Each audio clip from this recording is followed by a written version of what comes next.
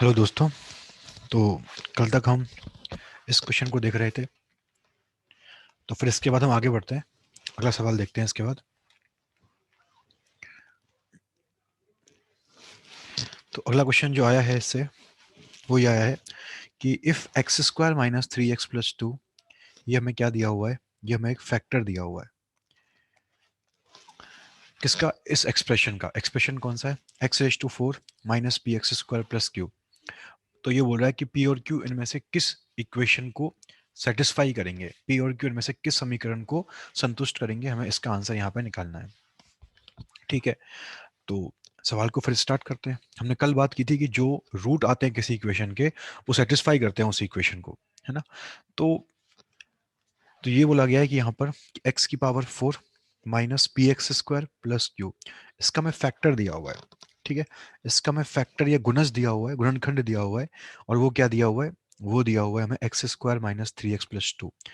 तो अगर इसका ये फैक्टर है ना, तो हमने बात की थी फैक्टर का मतलब क्या होता है कि जो फैक्टर के रूट आते हैं वो डिवाइड करते हैं ओरिजिनल इक्वेशन को, जिसके जैसे अगर मान लो ए का फैक्टर बी है, मान लो ए का फैक्टर बी है, अगर ए का फैक्टर बी है ना, तो जो बी का रूट आएगा, अगर उसको मैं रखूंगा ए के अंदर, तो ए की वैल्यू जीरो आएगी। जो बी बी से जो एक्स की वैल्यू मिलेगी, उसको अगर हम पुट करेंगे ए के अंदर, तो जीरो आंसर आएगा।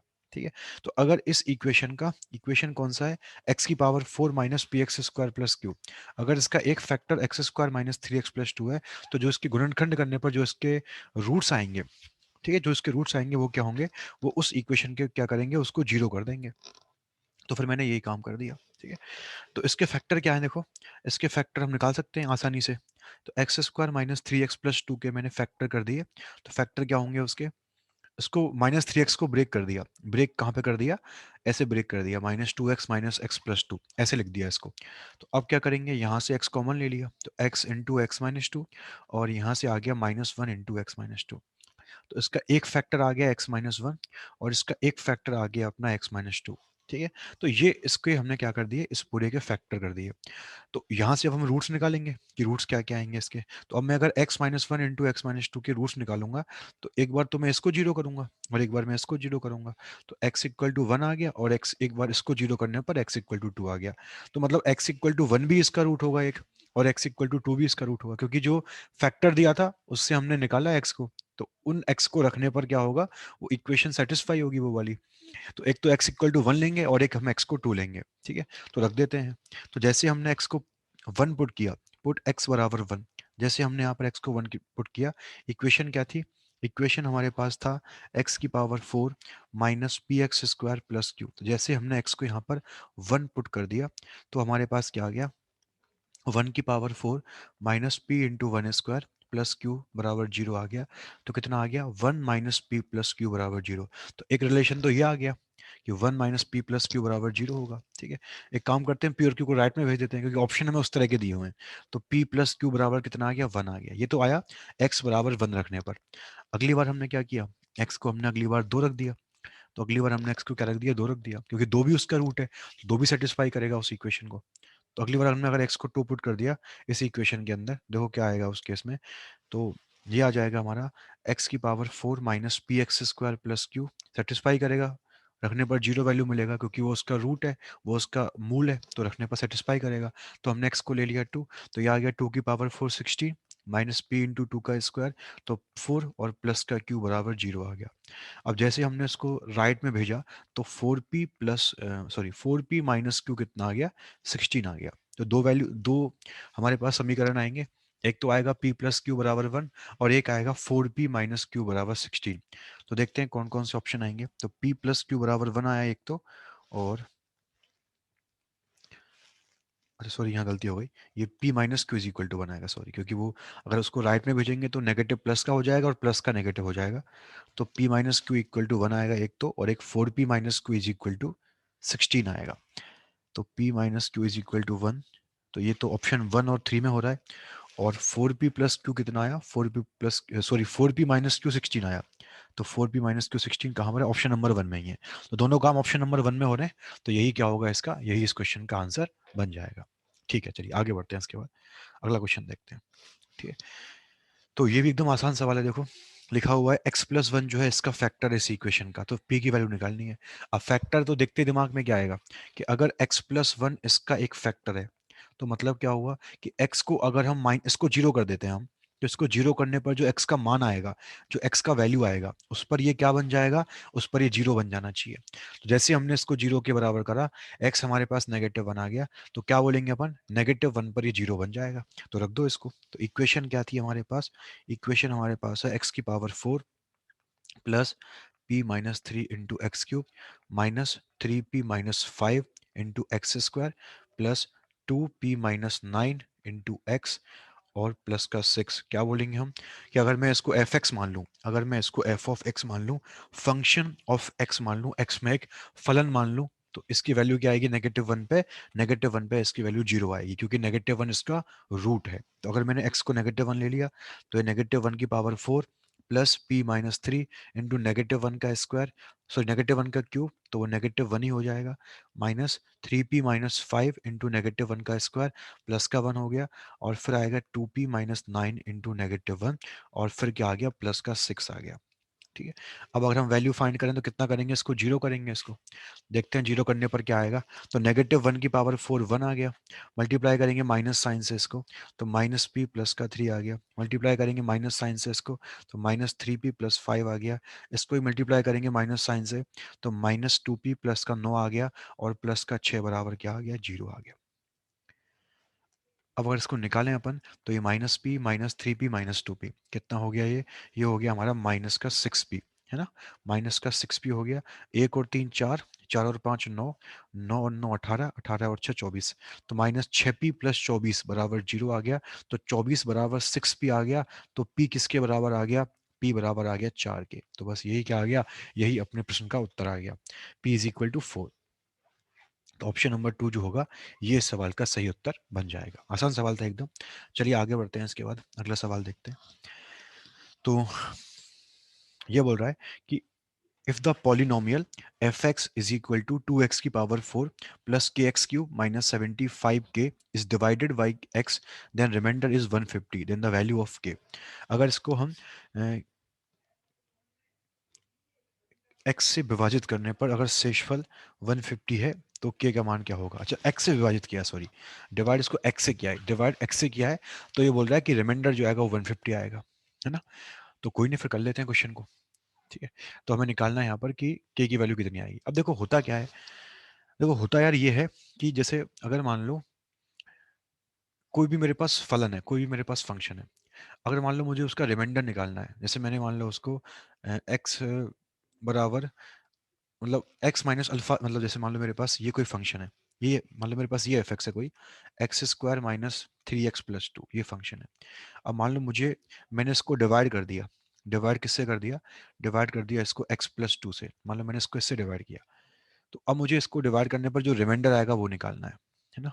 डिवाइड करने पर जो रिमाइंडर आएगा वो निकाल, एक तो कैसे कर सकते हैं देखो, एक तो डिवाइड ही कर दो इसको इससे, जैसे डिवाइड कर दो मान लो, तो x² माइनस 3x+1 को मैंने डिवाइड ही कर दिया x+2 से, कितनी बार जाएगा, x बार जाएगा, है ना। तो कितना आ गया, x² प्लस 2x आ गया। अब सब्ट्रैक्ट कर दो, घटा दो इसमें से इसको, तो ये तो कट जाएगा। इधर से कितना आ गया, -3x माइनस 2x, तो माइनस का 5x आ गया, वहां से 1 आ गया। ठीक है।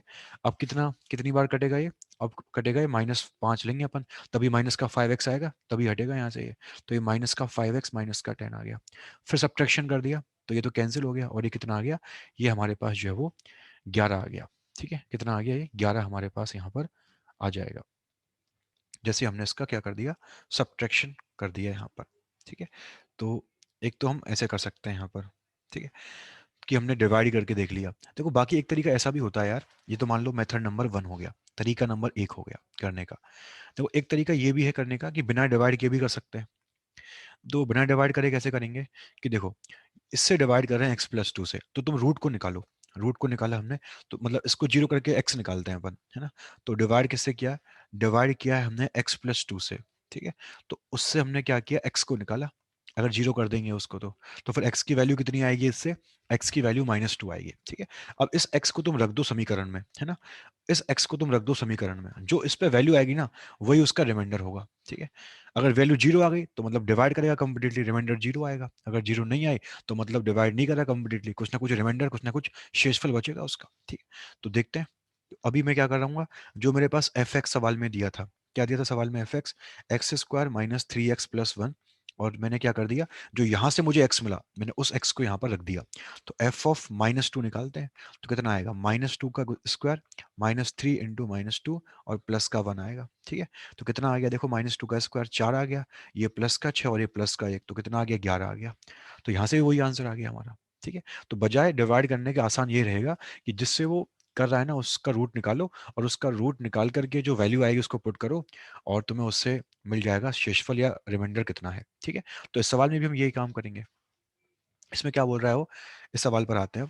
इस सवाल में वो ये बोल रहा है, देखो इस क्वेश्चन के अंदर उसने ये बोला है कि अगर हमारे पास जो एफ एक्स है, जो हमारे पास एफ एक्स है, वो क्या दिया है इसने, 2x की power 4 plus K x Q minus 75 के। यहाँ पर इस सवाल में जो एफ एक्स दिया हुआ है वो क्या दिया हुआ है, 2x की पावर 4 प्लस क्या दिया हुआ है, के एक्स क्यू, और फिर आगे क्या दिया हुआ है, आगे दिया हुआ है माइनस का 75 के, ये दिया हुआ है। किससे डिवाइड कर रहा है, डिवाइड कर रहा है वो एक्स से, है ना। डिवाइड किससे किया उसने, डिवाइड किया उसने एक्स से, एक्स से डिवाइड किया। अब एक्स मतलब क्या हुआ, एक्स माइनस जीरो हो गया एक्स, है ना। एक्स तो मतलब एक्स माइनस जीरो हो गया। तो इससे एक्स की वैल्यू क्या आएगी, तो वो तो जीरो ही आएगी, है ना, डिवाइड उसने एक्स से किया है। तो अब हम क्या करते हैं, जिससे डिवाइड करते हैं उसको जीरो के इक्वल करते हैं। तो डिवाइड इसने एक्स से किया है तो इसको जीरो के इक्वल कर दो। तो एक्स कितना आ गया, एक जीरो आ गया, तो बस यही करेंगे। तो इस एक्स की वैल्यू को पुट करेंगे, जो इस पर आंसर आएगा वही अपना रिमाइंडर होगा। जो वैल्यू आएगी फंक्शन की, जो मान आएगा ना वही रिमाइंडर होगा। तो ये जो एक्स मिला है ना उसको रख दो वहां पर। तो एफ ऑफ जीरो कितना आ गया, रख दिया उसको।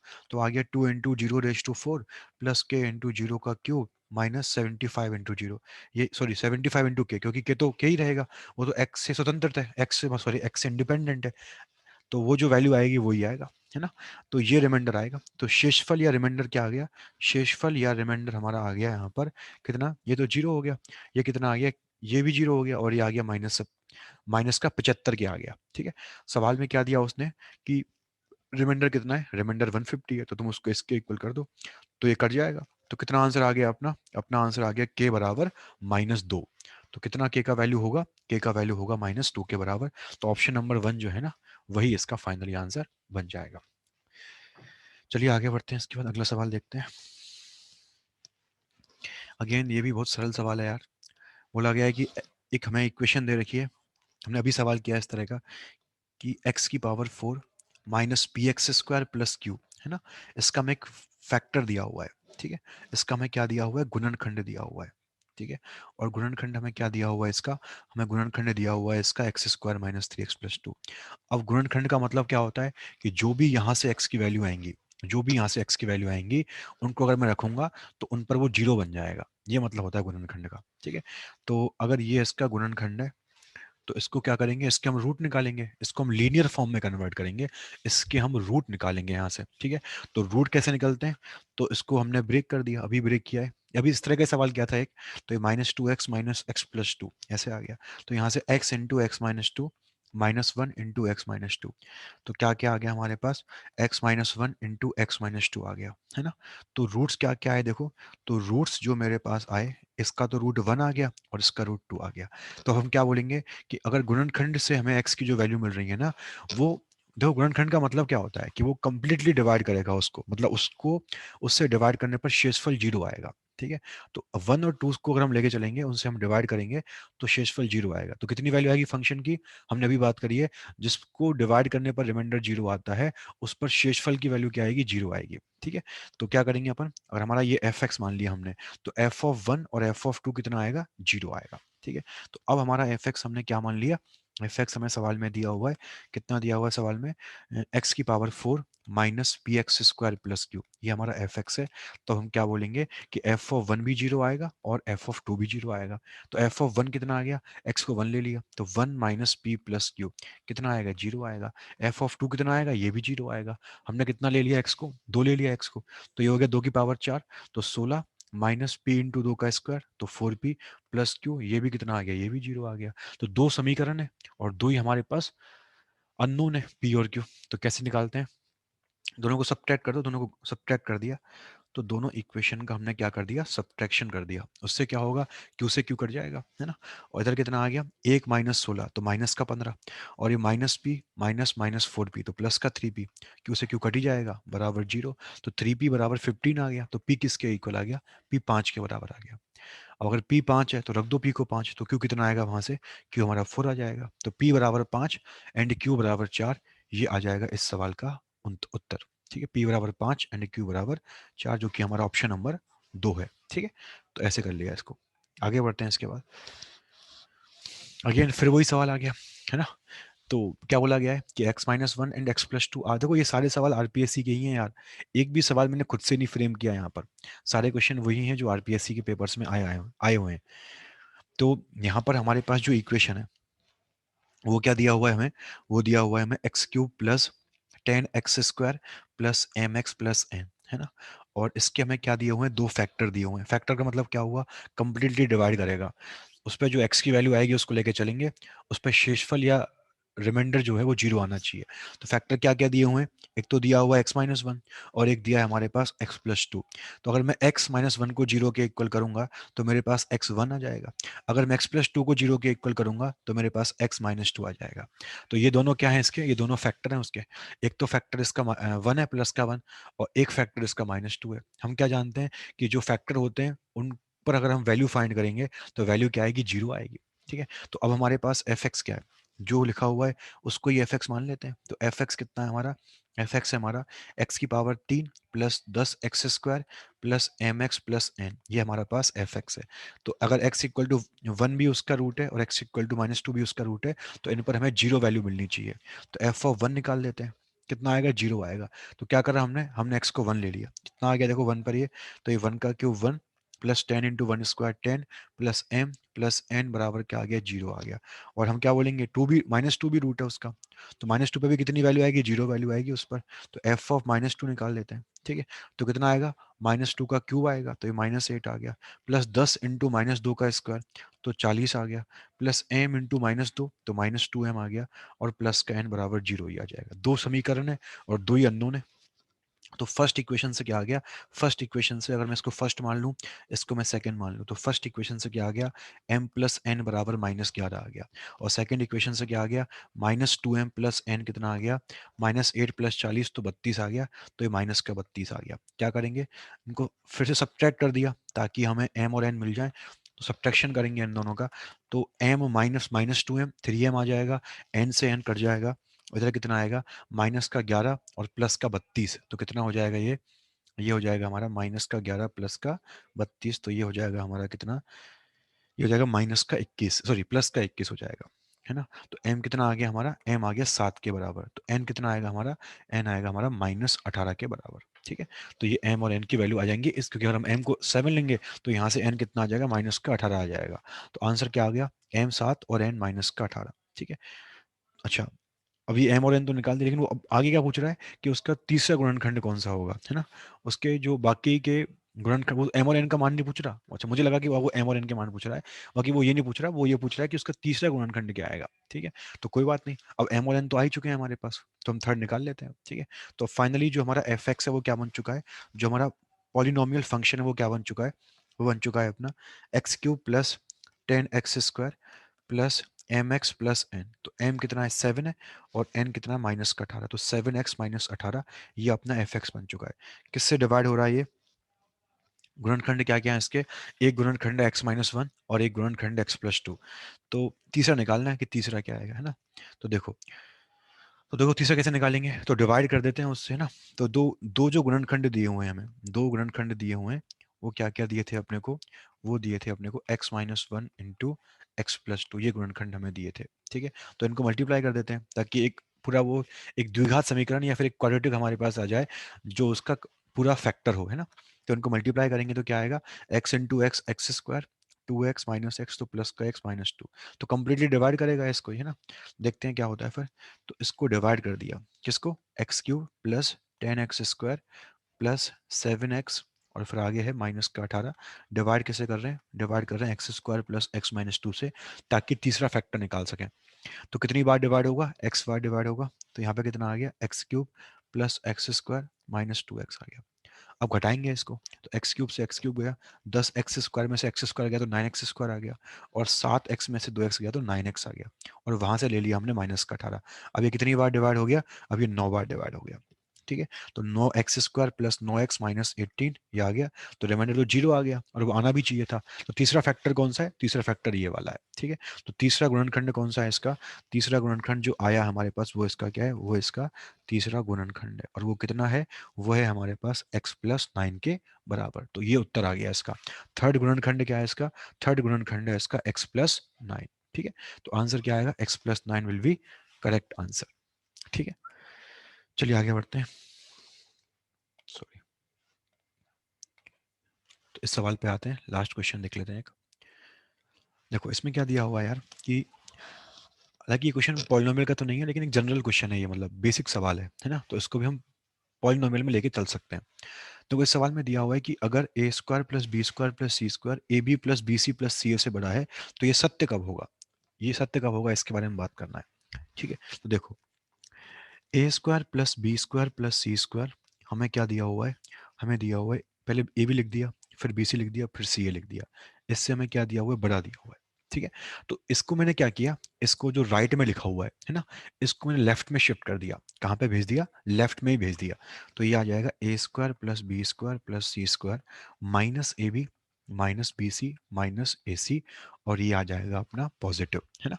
अब देखो, अब हम क्या सोचेंगे यहाँ पर, हम यहाँ पर ये ट्राई करेंगे कि यार इसको हम, तो जब भी सवाल इस तरह के आते हैं ना, तो हम हमेशा ये ट्राई करते हैं कि इसको हम स्क्वायर के सम के फॉर्म में लिख दें, स्क्वायर्स के जोड़ के फॉर्म में लिख दें। तो मैंने क्या किया, देखो इसको दोनों तरफ 2 से मल्टीप्लाई कर दिया, है ना। मैंने क्या किया, इसको दोनों तरफ मल्टीप्लाई कर दिया, किससे, मल्टीप्लाई कर दिया 2 से, 2 से गुना कर दिया। ठीक है, क्यों किया समझ में आएगा आपको भी, है ना। तो लेफ्ट में क्या आ गया, 2a² plus 2b² plus 2c² minus 2ab minus 2bc और माइनस 2ac आ गया, और राइट में क्या आएगा, 2 इंटू जीरो, तो वो तो जीरो हो जाएगा। ठीक है, तो राइट में ये आ गया। अब हमने क्या किया, देखो इस 2a² को लिख दिया, ब्रेक कर दिया, a स्क्वायर और a स्क्वायर में ऐसे ब्रेक कर दिया। ऐसे इस 2b² को लिख दिया b² प्लस b², और ऐसे इस 2c² को लिख दिया मैंने c² प्लस c²। अब क्या किया, देखो एक a² ले लिया, एक b² ले लिया, और एक ले लिया माइनस का 2ab। तो ये क्या आ गया, A square plus B square minus 2ab आ गया। ऐसे ही एक ए स्क्वायर ले लिया, एक सी स्क्वायर ले लिया, और एक ले लिया माइनस का 2ac। तो ये आ गया A square plus C square minus 2ac। अब ले लिया बचे हुए नंबर्स को, तो अब एक बचा बी स्क्वायर, एक बचा सी स्क्वायर, और एक बचा माइनस का 2bc। तो B square plus C square minus का 2bc आ गया, और ये हो गया पॉजिटिव। ठीक है, अब देखो ये कैसा है, ये क्या बन गया, ये बन गया परफेक्ट स्क्वायर। किसका परफेक्ट स्क्वायर है, ये परफेक्ट स्क्वायर है ए माइनस बी का। ये हो गया ए माइनस बी का होल स्क्वायर। ऐसे ये किसका परफेक्ट स्क्वायर है, ये परफेक्ट स्क्वायर है ए माइनस सी का, है ना। और ऐसे ये क्या है, ये बी माइनस सी का परफेक्ट स्क्वायर हो गया। ठीक है, हम जानते हैं परफेक्ट स्क्वायर कैसे होते हैं, हमेशा या तो जीरो होते हैं या फिर पॉजिटिव होते हैं। ठीक है, कभी भी परफेक्ट स्क्वायर की वैल्यू नेगेटिव नहीं आ सकती, क्योंकि हम जानते हैं अगर नेगेटिव नंबर भी होगा, जैसे मान लो मेरे पास नंबर -5 है, और मैंने इसका स्क्वायर कर दिया तो 25 आता है। ठीक है, तो नंबर नेगेटिव हो चाहे पॉजिटिव हो, उसका स्क्वायर कैसा आता है, उसका स्क्वायर हमेशा पॉजिटिव आता है, वो कभी भी नेगेटिव नहीं हो सकता। ठीक है, तो अब देख लो कि ऑप्शन कौन से आएंगे।